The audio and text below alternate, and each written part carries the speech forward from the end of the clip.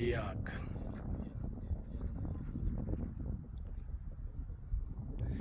शंदूर में आप देख सकते हैं काफ़ी तादाद में याक मौजूद है।